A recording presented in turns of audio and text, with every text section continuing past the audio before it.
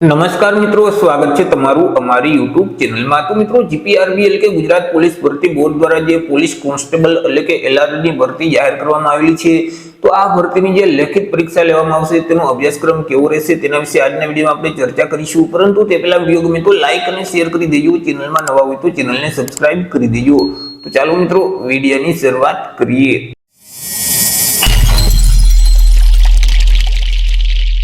તો મિત્રો, એલઆરડી એટલે કે પોલીસ કોન્સ્ટેબલમાં જે ઉમેદવાર શારીરિક ક્ષમતા કસોટી અને શારીરિક માપદંડ કસોટી આ બંને પરીક્ષામાં પાસ થઈ જશે તો આગળ તેઓએ બીજા સ્ટેજની લેખિત પરીક્ષા આપવાની રહેશે। આ જે લેખિત પરીક્ષા છે તે ઓબ્જેક્ટિવ પ્રકારની રહેશે, એટલે કે તેમાં એમસીક્યુ પ્રકારના પ્રશ્ન પૂછવામાં આવશે કે જેમનો આન્સર તમારે ઓએમઆર શીટમાં ટીક કરવાનો રહેશે।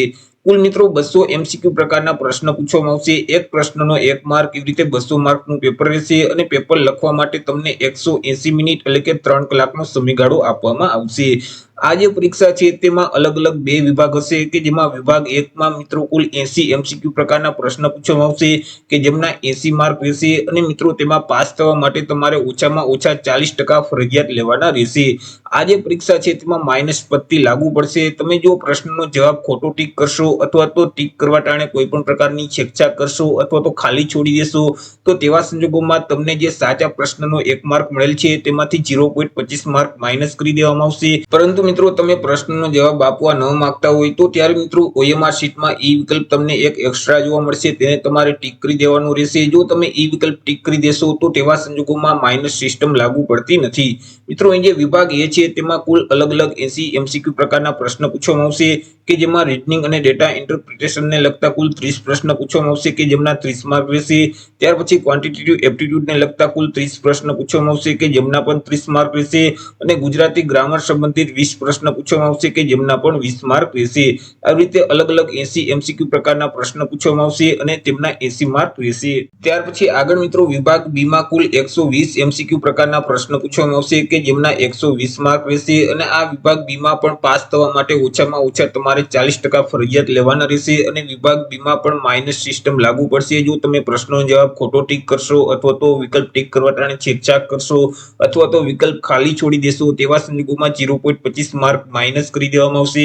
તમે પ્રશ્નનો જવાબ આપવા ન માંગતા હોય તો ત્યારે તમારે ઈ વિકલ્પ ટીક કરી દેવાનું રહેશે। ઈ વિકલ્પ ટીક કરશો તો માઇનસ પદ્ધતિ લાગુ પડતી નથી। મિત્રો, અહીં જે વિભાગ બી માં 120 પ્રશ્ન પૂછવામાં આવશે તેમાં ભારતના બંધારણ સંબંધિત કુલ 30 પ્રશ્ન પૂછવામાં આવશે કે જેમના 30 માર્ક રહેશે। ત્યાર પછી વર્તમાન પ્રવાહ છે એટલે કે કરંટ અફેર છે, ત્યાર પછી સાયન્સ અને ટેકનોલોજી અને જીકે સંબંધિત કુલ 40 પ્રશ્ન પૂછવામાં આવશે કે જેમના 40 માર્ક રહેશે। ત્યાર પછી ગુજરાત અને ભારતનો ઇતિહાસ છે, કલ્ચર છે એટલે કે સાંસ્કૃતિક વારસો છે, ભૂગોળ છે તો તેમને સંબંધિત કુલ 50 પ્રશ્ન પૂછવામાં આવશે કે જેમના 50 માર્ક રહેશે। આવી રીતે વિભાગ બી માં અલગ અલગ 120 એમસીક્યુ પ્રકારના પ્રશ્ન પૂછવામાં આવશે કે જેમના 120 માર્ક રહેશે। મિત્રો, અહીં તમામ પ્રશ્નોના જવાબ તમારે ફરજિયાત આપવાના રહેશે। જો તમે પ્રશ્નનો જવાબ આપવા ન માંગતા હોય તો તેવા સંજોગોમાં તમારે ઈ વિકલ્પ ટીક કરી દેવાનું રહેશે, પરંતુ ઈ વિકલ્પ ટીક નહીં કરો તો 0.25 માર્ક માઇનસ કરી દેવામાં આવશે। મિત્રો, અહીં જે પ્રશ્નપત્રની લેંગ્વેજ વિશે વાત કરીએ તો મિત્રો અહીં પરીક્ષાનું જે માધ્યમ છે તે ગુજરાતી અથવા તો ઇંગ્લિશ બંને ભાષામાંથી કોઈ પણ એક લેંગ્વેજમાં તમને પ્રશ્ન પૂછવામાં આવશે। તો આવી રીતે મિત્રો, જે એલઆરડી એટલે કે પોલીસ કોન્સ્ટેબલની જે લેખિત પરીક્ષા લેવામાં આવનારી છે તો તેનો અભ્યાસક્રમ કંઈક આ મુજબનો રહેશે। તો આશા રાખું છું વિડીયો પસંદ પડ્યો હશે। વિડીયો પસંદ પડ્યો હોય તો લાઈક અને શેર કરી દેજો, ચેનલમાં નવા હોય તો ચેનલને સબસ્ક્રાઇબ કરી દેજો। ફરી મળીશું એક નવા ટોપિક સાથે એક નવા વિડીયોમાં। ત્યાર સુધી જય હિન્દ, વંદે માતરમ।